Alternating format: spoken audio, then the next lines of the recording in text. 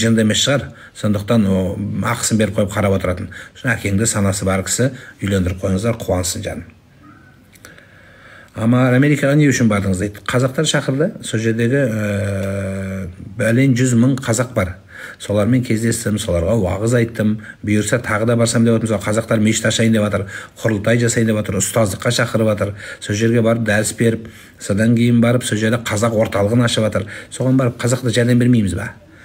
Үйден шықпағандар енді TikTokта мыжып отыра берсең отыра бересің бәрі жерде. Сондықтан барайықта, ел көрмеген адам өзі тупой болады. Өзі тупой болып, басқаны тупой қылып бітеді. Сондықтан бару керек, ел көру керек, жер көру керек, адам оқу керек. Өткенде Қабылбек ұстаз барды. Неге болмастан болмады? Сондықтан олай емес. Адам ел көрсін, жер көрсін, оқысын, ол жақсы дүние айналайын.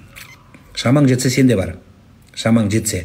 Енді жетпейді ғой. Жетпегеннен кейін енді көре алмайтын адам солай сөйлей береді да енді. Ораза кезінде спарринг істеуге бола ма? Болады. Мен 3 күн ораза ұстадым. Сосын грипп болып қалып, мама ораза ұстамай-ақ қой деді. Енді жазылған шығарсың гриппіңнен, ары қарай ұстай бер. Арған ұстай бер. Менің почкам ауырып, тамақ аз ішкеннен больницаға бірақ шыққанмын. Сонда ораза ұстауға болады ма? Енді өзің білесің, әркім өзінің денсаулығын өзі біледі, соған қарайсыз.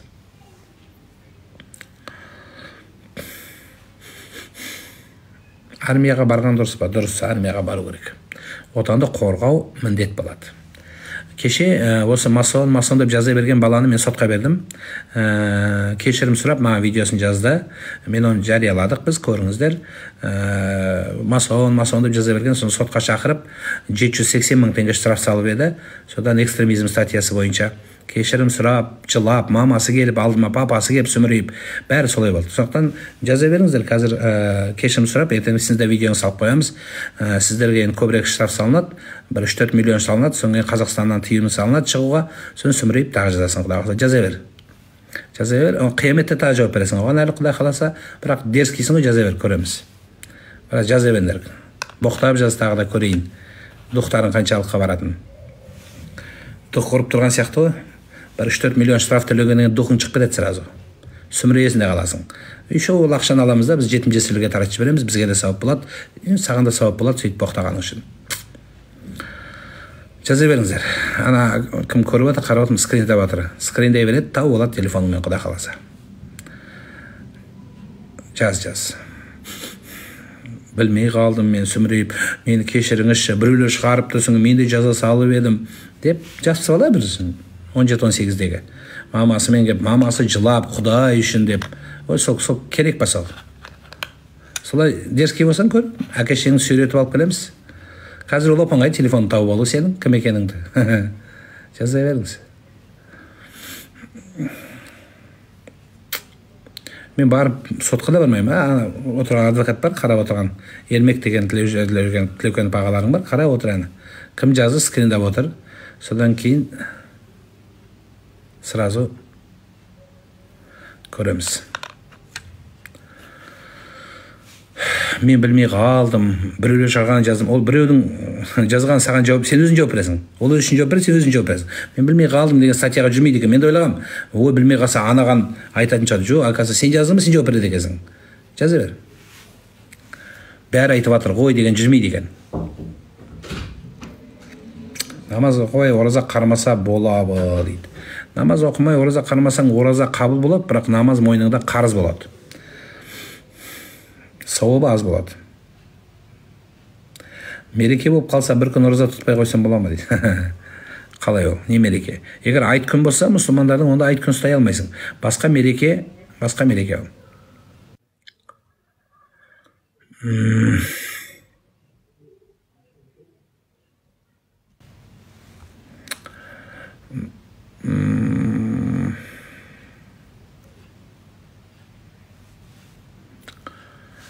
Денсаулығы болмаса ораза ұстамауға бола ма дейді. Денсаулығы болмаса ораза ұстау міндетті емес, денсаулығы барға ғана міндет ол.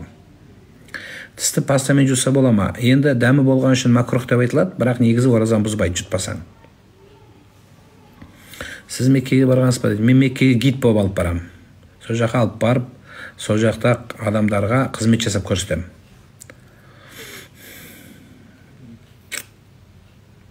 Ораза тұтқан адамға не апарып берсем болады дейді. Жақсы пейіл апарып бер, жақсы ниет апарып бер.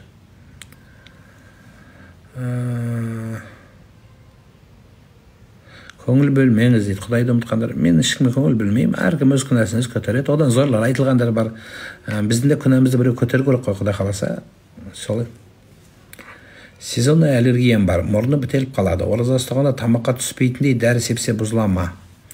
Тамаққа түспесе, дәмі капля тамшы болып тамақтан өтпесе, оразаны бұзбайды.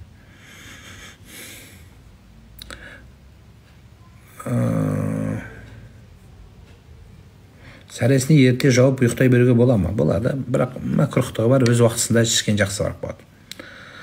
Егер тұра алмай, тұруға қиын болып, ертесіне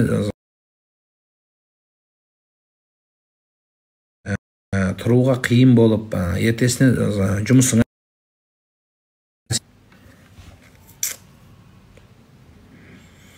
насыбайды қалай қоюға болады? Насыбайды ораза қойдырады. Ораза ұстасаң, насыбай қоясың. Жеңіл болады насыбайды қою. Кеше президентіміз айтты ол туралы да. Сондықтан көріп шығыңыздар, ол жақсы нәрсе емес. Насыбай өзі бір сасық дүние, денсаулыққа зиян дүние, қоғамды бұзған дүние жақсы нәрсе емес. Өзі ауызға бір насыбай өзі боқтан істелінеді ме? Аузыңызға боқ салмасаңыздаршы, нормальный тамақ сал, лимонад іш, тамақ іш. Ол жақсы нәрсе емес жаным. Мен өзім ойлаймын, ондай нәрсеге заң керек жоқ өзі.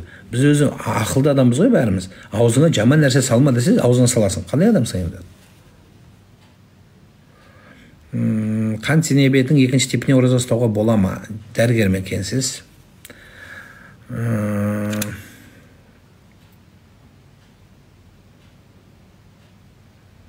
Арақ рұқсат па дейді ғалым. Егер осыны приколмен жазсаң, діннен шығып кетесің балам. Ойнама сен. Дін саған прикол емес, айналайын. Аяғың аспаннан келеді. Осы комментарийіңді жазып бітпей тұрып, басыңа бір бәле кеп қалып жүрмесін, айналайын. Үйде ауырып жатқан бір кісі бар ғой. Сол орында қатып қалмасын, тұрған орында кесіріңіз, сегіз кесірің соған тиіп. Дінмен ойнама жаным. Сен ойнайтын нәрсе тапқан екен, сен басқа нәрсемен ойна. Сен Назарбаевпен ойна, шамаң жетсе, духың жетсе, КНБмен ойна, шамаң жетсе, тағы да қандай антикормен ойна, шамаң жетсе, ойнайтын нәрсе сол. Духың жетеді ғой, сонымен сен дінмен ойнама жаным. Дінмен ойнама. Аяғың аспаннан келеді жаным. Аузыңды ашпай жағың кесеп қалып жүрмесін жаным. Жақсы жарымырыз. Олай дінмен ойнама жаным. 30 күн оразада тұрсың. Оразада. Сіз оразада тұрғандарыңыз ұмытып кеттіңіздер ғой деймін. Елдің тілегі қазір ауыздары бәрі Құдайда тұрған кезде бір бәлеге ұшырап қалма жаным. Жақсы сөз жарымырыз. Осы дінді қорғап, сенің атаң өлген. Осыны қорғап, Совет өкіметіне қарсы шығып, ата бабаң жан берген жаным. Сен сонымен ойнап жатсың, солардың аруағымен ойнап жатсың. Мен саған басқа жағын айтпай ақ қояйын осы жерде. Сонда қалай? Ойнама жаным, мен алтыным ойнама жаным. Осыны қорғап өл. Осыны қорға жаным. Осыны қорғайық бәріміз. Алтын дінімізді, руханиятымызды, салтымызды, тілімізді, осыны қорғайық да бәріміз. Ең қажетті дүниелердің бірі. Сен ойнайсың. Суретіңе қарасам, үлкен дардай жігіт екенсің. Кішкентай бала болсаң мейлі екен, тупой балаға қойшы дейтін. Сен дардай жігітсің, ұят емес пе жаным? Жақсы сөз сөйле. Мейлі кішкентай балалар отыр, кішкентай қыздар отыр. Үлгі болайық та бір-бірімізге. Енді мен кішкене жаңа жастар түсінсін деп қалжыңмен айтсам, ол діннің приколдық емес ол жаным. Дінді прикол қылғаным емес жаным. Сондықтан сен бұл кішкене сіздердің беттеріңізді, назарларыңызды бұрып, анау 5000 адам көруге себепші болған дүние жаным. Сөйт алтыным. Егер ұнамаса, біздің айтқан сөзіміз шығып кете бер, бар Ханатаны көр, Амилайды көр, басқа көретіндер көп қой, соларды көр, кімді көр, сериалдар көр, көп қой көретін нәрсе жаным. Сөйт. 10 минутқа кеш бекіттім, таң атпады, қабыл болды ма? 10 минутқа кеш бекіту таң атады жаным. Таң атады. Қазақстан мұсылмандар діни басқармасы бізге ереже шығарып берді уақытпен. Сол уақытты бұл әбден зерделенген уақыт жаным. Сондықтан одан ерте ашып жіберуге, одан кеш ашуға, бекітуге ол дұрыс емес жаным. Сондықтан соған бір жерден бір нәрсеге сүйенген дұрыс болады. Мен сізге ризамын, Алла разы болсын дейді. Мен де сіздерге ризамын. Алла сіздерді қолдасын, қорғасын, бір-бірімізді қолдаушы болайық, тілімізді, дінімізді, руханиятымызды. Өсер елдің балалары бір-бірін не деп айтады өзі? Сондай болайық та. өліп қалғаннан кейін бір-бірімізге айтқанда не пайда жандарым? Жақсы сөз айтайық. Білмеген балалар естісін, үйренсін, балаларға бір үлгі болайық. Сол үшін дұрыс болады. Егер застой желчи болса, ораза ұстауға бола ма? Застой желчиді дәрігермен кеңес жаным. Оның да стадиясы болады. Адамның денсаулығына зиян. Ол ертең мысалы айтайық, желчи жүрмесе адамда көп аурулардың себебі болады. Түбі онкологияға дейін өтіп кетеді. Сол үшін жаным дәрігермен кеңесіңдер алдым. Ажырасқанмын, бір баламен сөйлесіп жүрмін, тағдырласпыз, неке қидырып алғанымыз дұрыс па, мешітке барып дейді. Содан кейін барып, сен ЗАГС болмағанын тастап кетсеш, сені қолданғанша саған неше түрлі лапшан ділді құлағыңа. Мен де сен сияқты тағдырласпын, менің де әйелім жаман, мен де ажырасқанмын деп, неше түрлі үйдегілер жаман, мен ұрат. Құлақтан тебе береді сен енді бір рет өмірдің бір қиыншылығынан өттің. Енді басыңды сол екінші қиыншылыққа неге тігесің? Сен жоқ сұрағың жоқ адамсың ба? Жоқ ажырасқан қыз өмірдің адамы емес па? Сен өзіңнің планкаңды неге жоғары көтермейсің? Егер саған шын мәнде мен керек болсам де, құда түсте. Атасы бар оның, жетім детдомның баласы емес қой. Детдомның баласы болса, заведующий келеді. Немесе сол жердің молдасы келеді саған. Сол бірге елестіріп келеді. Мәне мен бұл балаға куәлік берем, бұл бала жақсы бала, енді бұрын ажырасыпты, өмірі солай болыпты деп, ата-анасы құда түсіп алсын да сені. Жоқ, ажырасқан қыздарға құда түспейді деген қай жерде оны? Той жасап тұрып, саған қалың мал төлеп тұрып алсын сен. Сен қызсың, қазақтың қызысың, ардақты қызсың, сұрағың бар қызсың. Сен үшін империялар құлаған, сен үшін сені қорғайым деп қанша батырлар жан берген жаным. Енді неге өзіңнің дәрежеңді сонша төмен түсіресің, айтшы? Сен неге өзің мейлі ажырасыпсың, енді өмір тағдыр солай болды енді. Ажыраспа, енді ажырасыпсың, болары болды. Неге өзіңді төмен көру керексің сен? Сен кімнің құлысың? Жоқ, адам емессің деп саған біреу айтты ма? Қоғамнан жаман қалған адамсың деді ма? Жоқ. Өтті кетті, қателік болды, болмады, ол өтті кетті жаным. Енді сені қазір алам деген адам, сенің сұрағың бар, сенің құтың бар, сенің дәрежең бар, сені құда түсіп алсын жаным. Сонда жақсы болады. Сөйлесейік. Енді ол сені бір жезөкше сияқты көріп жүрген болуы мүмкін. Какая ажырасты ғой бұл. Енді маған да сен де қолдан тастап кететін тряпка емессің ғой сен. Сен бутылканың зат емессің ғой жаным. Неге өзіңнің дәрежеңді сонша төмен түсіресің сен, айтшы? Көтер жаным тағдырыңды, басыңды көтер, тік ұста басыңды батам.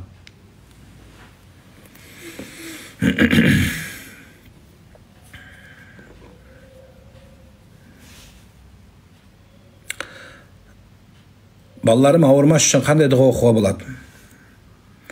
Аъузу бикалиматиллахи таммати куллиха мин шарри ма халақ. Бисмиллахиллади ла ядурру ма'a исмихи шай'ун фил ард ва ла фис сама'i ва хуа ас-сами'ул алим. Деген дұғаларды оқайын алайын. Оразомын, Англияға баратам. Қачан оз бекітіп, жана қачан оз ачам дейді. Құдайым саға шыдыр жол берсін айналайын. Жақсы еле жетіп алғың. Оразоға сапарға шыққанда оразо қармабаш өзіңнің еле ықтиярыңда болады. Қарасаң, қаласаң, қармай аласың, қаласаң еле қармамайым десең де өзің білесің. Ал саға мубах еле болып қалады. Эми ошо Қырғызстаннан уча тұрған болсаң, қандайша учасың сен? Франкфурт арқылы кетішін керек, Стамбул арқылы кетесің бе? Ошо Бишкек шаардан самолет көтөрүлөт го. Ошо көтөргөн малда сага суап келет. Анан кандай ошо малда эле оозуңду ачсаң болот. Жок, мен ораза кармай белем десең, ал сооп эки даража болот. Эми кандайча кармайсың? Күн тияка кетип атса, күндө эле күтүп кетпейсиң. Эми көрүнүп тура турган болсо, күн эле. Андан кийин өзүң шаарыңда кандай эле ошол убакыт менен, ошо мал менен кармайсың. Анан кейін ачасың. Сахар болған адамға ораза ұстауға бола ма дейді. Сахар болған адамға ораза ұстауға болмайды. Ол ауру, созылмалы хронический ауру саналады. 15 күн ораза болса, ораза ұстағанға жата ма дейді. Қаза болса дейді. Жатады, бірақ қалған 15 күнді толтыру керек, қаза болады.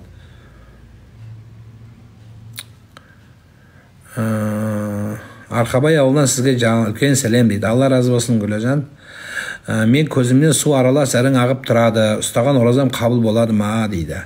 Қабыл болады, Алла шипа берсін. докторға көрініңіз, окулист бар, басқа бар, көрін айналайын. Көзімнен бір нәрсе жасап отыр деп бір докторға қадалып қалма. Көздігін үлкен жанар жаным. Көрін. Екеуіне бар, үшеуіне бар. Кейінде қиындау болады, сөйтсе де көрін алтыным. Жанарың қазір осында қиналып тұрсың, ертең көзіңізге бір зақым деп қалса кімге керексіз? Кімге мұқтаж болып қаласың? Шаман келгенше көрін алтыным. Отыра берме, біз қазақ өлгенде барамыз докторға, ойбай өліп қалды деп. Жоқ, қаралыңыздар. Қазір мемлекеттің өзі анандай пойыздар шығарып жатыр, автобустар шығарып жатыр, денсаулық пойыздар. Соған барып көрініп, барып есті тақылдатып барыңыздар, пара бергенше бара бер деп. 6 күн ораза ұстасаң бола ма дейді. 6 күн ұстайсың, содан кейін барып, ары қарай 24 күн тағы ұстайсың. Сонымен полный комплект болып берсе. Кальян можно ли после ифтара? Кальян вообще сам по себе запретная. И также сигареты, также одноразка, тот же насвай. Вообще они не красят мусульманина. Будь то ураза, будь то не ураза. Ну что за глупости? Когда человек, если вы спрашиваете с приколом, с каким-то ухмылкой, знаете, вы подшучиваете с религией Аллаха. Не играйте с религией Аллаха. Если вы действительно хотели спросить, от того, что вы после ифтара начинаете курить, как такового прямого отношения к уразе она отношения не имеет.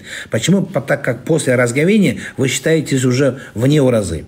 Но само по себе те действия, которые делали харамы, запретные после даже уразы, они как-никак уменьшают благо в вашем посте. Поэтому задумайтесь. Надо бросить. Смысл уразы в чем заключается? Чтобы человек изменился. Если вы пили, курили, вели блудный образ жизни, для чего это была ураза, неспослана ураза? Чтобы исправить человека. Но если вы не исправились, что может исправить человека? Могила может исправить. Да? Обязательно должно это случиться, что ли? Давайте будем исправляться сами. Это же религия же, она же пришла же для того, чтобы исправить человека, наставить на правильный путь. Ассаламу алейкум, 23 дейді. Қайда кетті? Мешітте боласыз ба жұма намазда? Құдай қаласа. Аға, өмір жасың ұзақ болсын. Рахмет бәріміздің. Сіздің ғана емес, мен жалғыз мен емеспін. Сіздер мен елмін. Сондықтан бәріміз аман болайық, жандерім.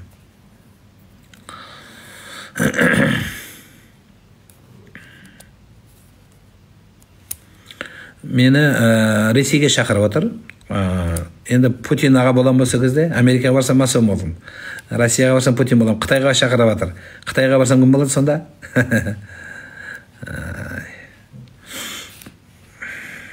Мысалда, жазып отқанда тыңдамаңыздаршы. Сіз мені жаман дедіңіз. Сіз біреуді жаман дедіңіз дейікші. Ол Құдайдың алдында жаман болмай қалсашы. Алла сенімен ақылдаспайды ғой. Жаман ба деп сенімен ақылдаспайды Алла. Ол 100% факт. Егер сол жаман деген адамың жақсы болды Алланың алдында, не істейсіз? Кімге барасың жалып айтып? Құдайдан асып. Алла Тағала өзі солай айтты, жақсы деді. Сен білмейтін оның бір жақсылығы бар деді. Сол үшін мен кешірем деді. Сол үшін кімнің тозақы, кімнің жәннеті, кімнің жақсы, кімнің жаман екен Алланың алдында шешіледі жан. Сен өзің ахуалыңды ойла. Қайтесің ананы жамандап, мынаны жамандап, сен өзің қандай адамсың бірінші, соны ойлабасайшы. Жоқ, идеалсың ба? Енді идеал болсаң, көрер жатарсың Алланың алдына барғанда қандай боларыңды. Сондықтан мен өзім ойлаймын, мынау кезінде бір пайғамбардың тұсында бір әйелге жала жабылыпты, бұл жүргіш деп. Содан кейін барып, оны тас боранға өлтіреміз депті. Бірақ ол ондай жасамаған екен, бірақ оны сондай жамансың деп айтыпты бәрі. Содан пайғамбар қорғағысы кеп тұрды, содан айтыпты, тас боранға лақтыру үшін депті, күнәсі жоқтар лақтырсыншы депті тасты. Соң бәрі бүйтіп ұстап тұрып, ұрып өлтіреміз деп ұстап тұрған кезде, бәріміз күнәміз бар ғой, қой, мен ұрамай тастап, сөйтсе ешкім ұрамай қалған екен. Сондықтан Алланың алдында жаным, жақсы сөз жарым ырыс. Қазақтың тіліне, қазақтың діліне, болашағына, арақ ішпе, темекі тартпа, насыбай атпа, атанан сыйла дегеннен басқа не айтып отырмыз? Айтшы ал. Сен өзің масонда жүрсің, өзің не пайда келтірдің? Құдай қаласа сен өзің масон болып қалсаң, қайтесің Алланың алдында? Мен сондай шықпай қалсам, біріншіден мен білмеймін ол масон екенін, енді жарайды. Сен сондай болып қалсаң, Алланың, мен ондай болмай қалсам. Мен дінді айтып жүргенде уағызда, сен әлі туылмаған едің. Ол кезде масонда жоқ еді. Саған бұл сөз етпей тұр. Сізге прокурордың жаңа мен айттым, алдында жазғандар шығып кетті. Олар прокурорға ана адвокат жазып отыр. Қазір скринда отыр сіздің жазғандарыңыздың бәрін. Содан кейін сотқа шақырамыз, Құдай қаласа, бәріңді бір-бірлеп тұрып. Сол кезде мамаңмен келіп, папаңмен келіп сүмірейіп, видео жазып, мен кешірім сұрайым. Мен салғам мұндай видеолар, көріңіздер. Интернетте жүр. Мен Нұрлан имамнан кешірім сұрайым. Мен жала жауып едім. 1.300.000, өткенде 760.000 теңге штраф салды біреуге. Біреуге 1.300.000 салды. Мамасы жылап, біздің үйіміз жоқ, квартирада тұрамыз. Кешіріңізші бізді деп жылап бәрі. Күшті едің ғой, дерзкий едің ғой. Күшті жазып жатыр едің ғой, неде? Тұрса енді до конца. Жоқ, мен білмей қалдым, мен кішкентай баламын деп, мен тупоймын дейді. Жоқ, сен тупой емессің. Сен тупой сияқты жазған жоқсың ғой. Мына жазған жаз, кім еді мынау? Амангелді ұлы дейді. Құдай қаласа, жаза бер тағы. Қай жеріңді қысатыныңыз көресің. Дайындала бер. Сен шақыртам, Құдай қаласа. Ісім семен болсын, Құдай қаласа.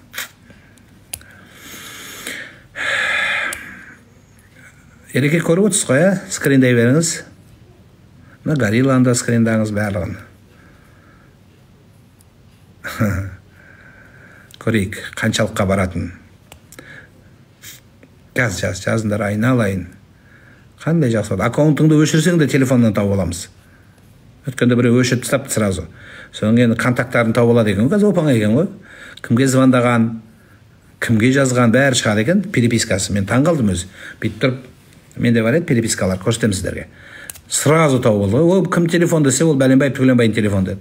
Үйіне участковый кеп тұрды, камерамен. Ойбай, кешірші дейтіндер. Дерзкейсің ғой, жазыңыз. Жаза бер, айналайын, жаза бер.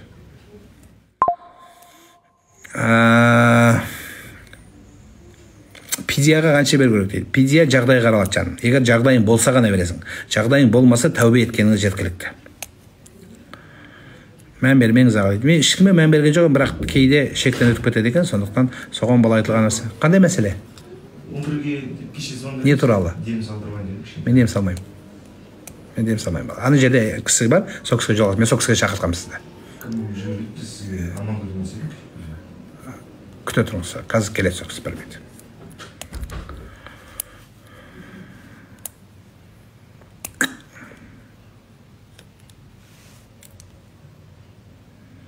Пітір садақаны кімдерге берсе болады дейді. Пітір садақаны өзіңіз білесіз, жағдай жоққа берсеңіз болады, мешітке берсеңіз болады, медресеге берсеңіз болады, өзіңіз қарап көріңіз. Бірақ ағайындарға да берсе де болады. Бірақ енді осы жерде сұрақ туады да, 640 теңге сенің ағайының нан таппай жүрсе, сен маз болып жүрсең, бұл мұсылман емес, мұсылмандыққа жатпайды ғой жаным. 640 теңге сонда сенің бауырың 640 теңге мұқтаж ба сонда? Онда қалай жер басып жүрсің сен? Сенің бауырың, жақының 640 теңгеге мұқтаж болса, білмеймін онда. Не істеп жүргеніңіз онда сіз? Онда қазақ болғаның, мұсылман деп айтпай тұрайыншы бір. Қазақ болғаның не пайда сенің? Сенің бауырың 640 теңгеге мұқтаж болса. Әй жаным, қой жаным. Оның өз жылына бір келетін нәрсе.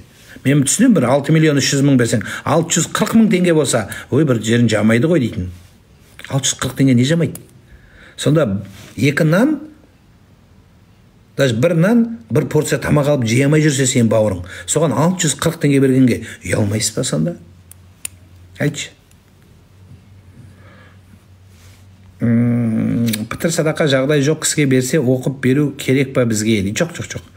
Пітір садақаны оқып, колдовать етіп, басыңнан айландырып, бәле, ауру, қайғы бәрі кетсін. Мә саған деп бермейсің оған. Олмайды олай істеуге.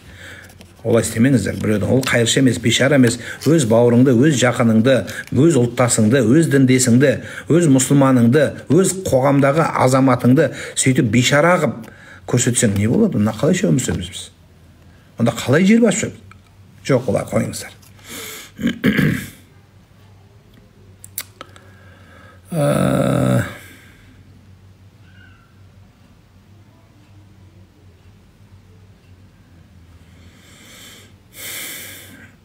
Тіс иектері жиі қанайды, ораза бұзылама дейді. Егер қанаған кезде түкірігіңіздің жартысынан көбі қанға айналса, оған сіз оны жұтсаңыз ораза бұзылады. Ал кішкене ғана анау бір жіп сияқты түкіріктің ішінде сілекейдің ішінде жүрген қан аралас, ол оразаны бұзбайды. Қан болу керек, қып-қызыл қан болу керек.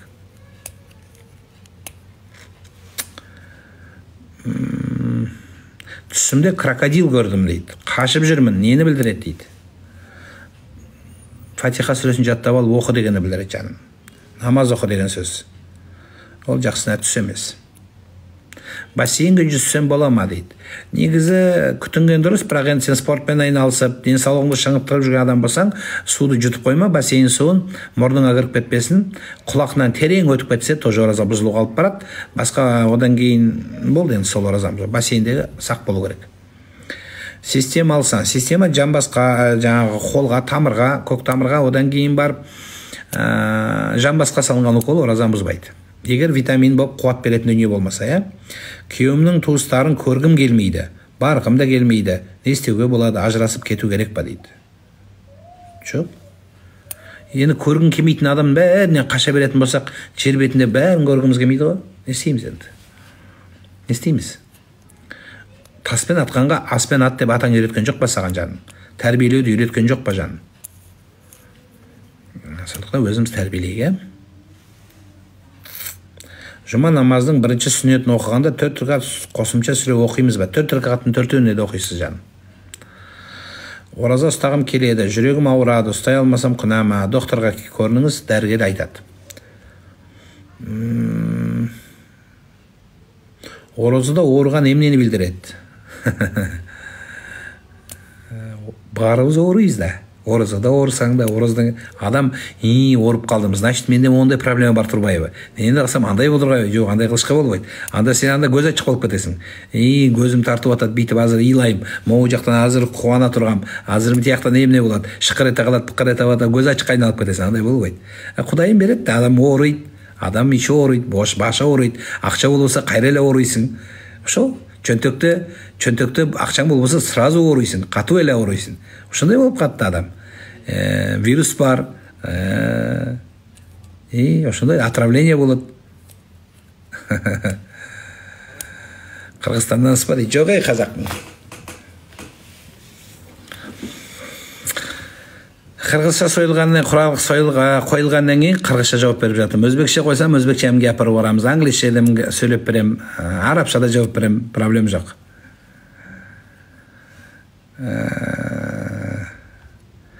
Сәреседе турмасам ораза бузуладымы? Бузулмайды. Бирок туруу керексиң. Туруу керексиң. Ораза бузбайды. Бирок туруу керек жакшы болот. Тасахару файне сохолу баракатан. Сәресі ішіңдер, сәресіне береке бар деді пайғамбарымыз. Зарплатаңыз қанша дейді? Қызық па қанша зарплатам елдің бәріне?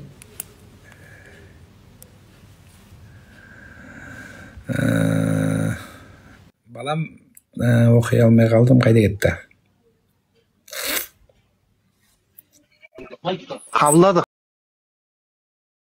Қабылады. Ассаламалейкум. Уағалейкум. Жақсы айналайын. Айта бер. Бар ма сұрақ?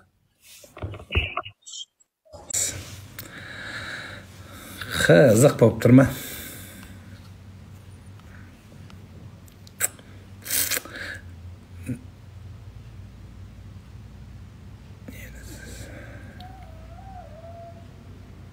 Тарауық намаз оқымайтын адамға ұстауға болам, оқуға әлбетте. Тарауық намаз ораза ұстайтындарға емес, ұстамайтындар да оқиды. Әйелге де оқиды, еркек те оқиды.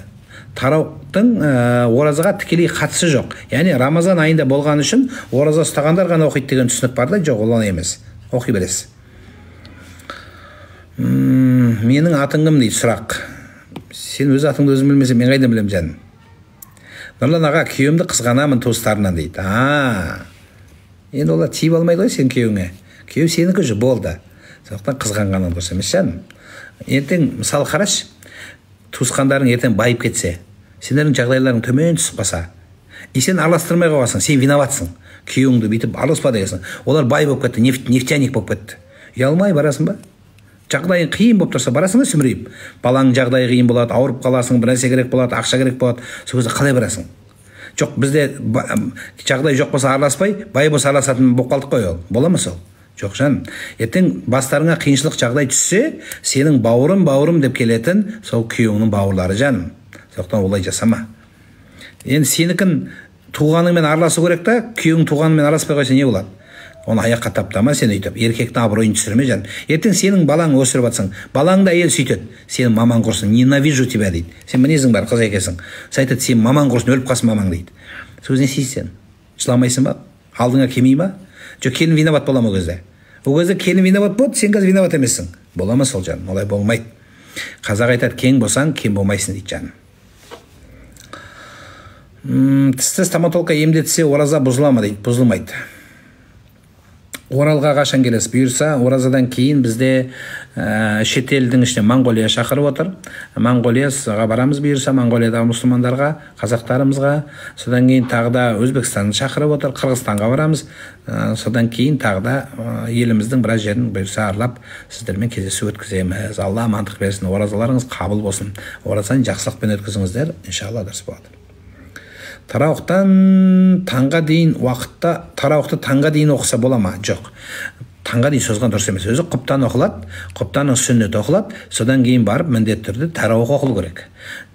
Үйде болса, енді өзің білесің. Үйде өзің білесің. Алла сізге раза болсын дейді, баршамызға раза болсын. Ауыз ашу дұғасын ерте оқып қойсам, ештеңе болмай ма? Жоқ. Бірақ ауыз ашпасаң болды. Дұғаны оқи бер, дұғаны қазір оқып тастасаң да болады. Я Алла деп айта бер. Бірақ оразаны бұзбайды. Бұзам деп ниет қылдың, бұзған жоқсың. Бұзбайды. Действие, амал, іс бұзады. Қылмыс сияқты ғой. Қылмыс пока қылмыс жасалмайынша, ол қылмысқа есептелінбейді, сол сияқты ғой. Бірақ жақсы ниет, жарымыз жақсы ой ойлауымыз керек. Менің жұбайым астма болғандықтан сальбутамол